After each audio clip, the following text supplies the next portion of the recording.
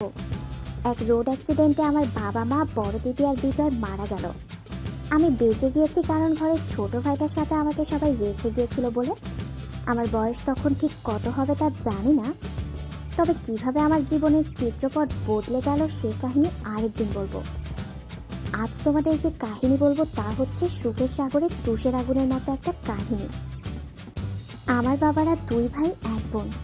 আমার লোভী কাকা সম্পত্তির লোভে আমাকে একটা বুড়োর সাথে বিয়ে দিয়ে দিল। আমার বয়স তখন 22। আহা, আমার মতো এত সুন্দর মেয়ে এই তল্লাটে আর একটাও হবে না। এমন মেয়েকে তুলে দিল একটা আধমরা বুড়ো ব্যাটার কাছে। এই আধা বুড়ো আমার লাইফে প্রথম বলে আমি বাসর ঘরে পুরুষের শক্তি সম্পর্কে তেমন একটা বুঝি নাই। তারপরও কেমন যেন একটা অতৃপ্তি থেকে যেত আমার ভেতরে। মনে হতো আরেকটু দিলে ভালো লাগতো। ইস, আর কিছু সময় থাকলে নিভে যেত আর আমি হিমালয়ের মতো ঠান্ডা হয়ে যেতাম। কিন্তু সে স্বাদ অপূর্ণ থেকে যেত। মনে মনে ভাবতাম পুরুষের শক্তি এমনই বালির বাঁধের মতো। আমার বাবা গ্রামে ভুট্টার চাষ করত। আমি অবশ্য ভাতের বদলে প্রচুর ভুট্টা খেতে পছন্দ করতাম। এখনও যে করি না তা নয়। এখন বিজ্ঞানও বলে যেসব মেয়েরা ভুট্টা খায় তাদের দেখতে বেশ জৌলুস আর সুডৌল হয়ে ওঠে। আমার শারীরিক গঠন অন্যান্য মেয়েদের থেকে বেশ আকর্ষণীয়, সাইজ হবে 36। বাকিটা কিছু নাই বা বললাম। আমি যে কাপড় পরি না কেন আমাকে দেবী মূর্তির মতো লাগবে। যে কোনো ছেলের চোখে আমার উপর একবার পড়লে ও আর সহজে চোখ ফেরাতে পারবে না। হাঁটলে পরে কোমরের দুলনি দেখে অনেকের ঘুম নষ্ট হয়ে যায়। জানি না এতদিনে কত ছেলে যে ঘুম কেড়ে নিয়েছি তার কোনো জ্ঞাতা নেই। আমাকে দেখে কিন্তু মোটেও মোটা বলা যাবে না। কোমর একেবারেই মেদিন সরু, ছোটবেলা থেকে অনেক দৌড়ঝাঁপ করে পুকুরে সাঁতার কেটে আর বর্তমান স্বামীর বাড়ি ঝিয়ের মতো কাজ করি বলে শরীর বেশ সুগঠিত। এত মিষ্টি একটা মুখ যেন কোনো একটা স্টার নায়িকার বাংলা ভার্সন। রংটা অবশ্য একটু শ্যামলা, তবে বেশ চকচকে। বিয়ে হওয়ার 2 বছর না যেতেই আমি বিধবা হয়ে ঘরে ফিরলাম। ততদিনে আমার একটা ছেলেও হয়েছিল। আমি অবশ্য আমার শ্বশুরবাড়ির আত্মীয়দের সাথে থাকতে চাইনি। আমার সাথে রয়ে গেল একটা সদ্য জন্ম নেওয়া ছেলে।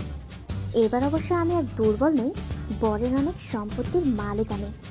কাকা সব সম্পত্তি কেড়ে নিলেও ধরে রাখতে পারলো খুব সামান্য দিন। বাড়ির চাবি এখন আমার কবজায়। আমার ভাই মহিনের পড়ালেখার সব দায়িত্ব আমি নিলাম।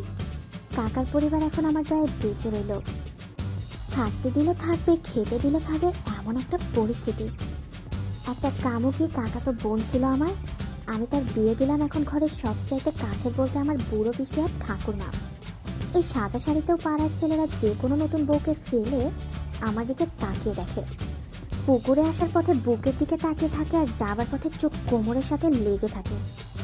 কিন্তু কোনো শালারই বুকের পাটা নেই আমার মতো বিধবা মেয়েটাকে ছেলে সহ বিয়ে করবে। আসলে সব ছেলেরাই উপরি খাওয়ার আশা বেশি করে।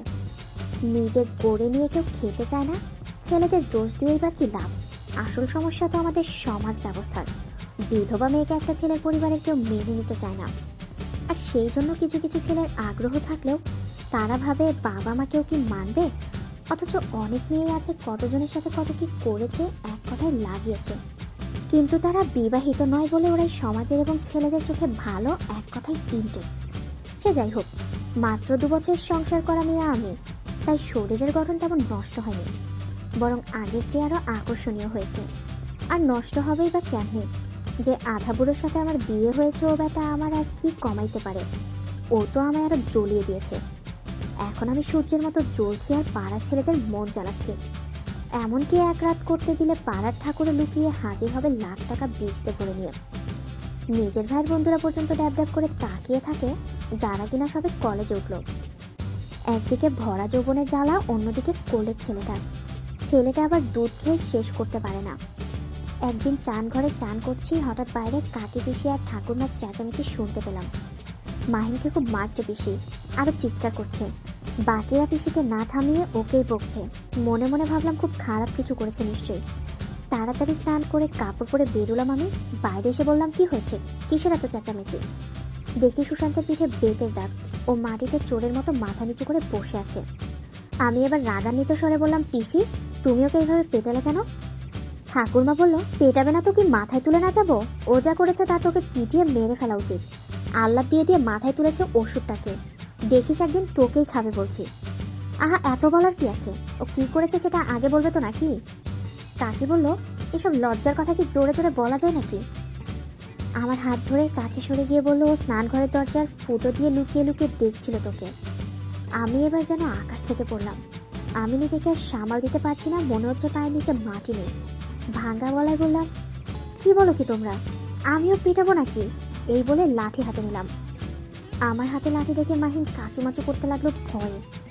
ওর এমন অবস্থায় দেখে আমার কেমন যেন মায়া হলো। বাপ মা ছাড়া ছেলে আমি আর কেমনে মারি? তবে আমি আসার আগে এর মধ্যে মায়ের বেশ ভালোই পড়েছে ওর পিঠে। আমি বললাম, কি রে, পেটাবো আমি? কি করবো তোকে বল? আজ করবি, কাল করবি, আর করবি, আর করবি এমন নোংরা কাজ? কাকি বলল, থাক আর বাড়াস না ব্যাপারটা, পরে বাড়ির দুর্নাম হবে। এই বয়সে ছেলে ছোকরারা অমন ভুল করে, আর করবে না ছাড়ে বার।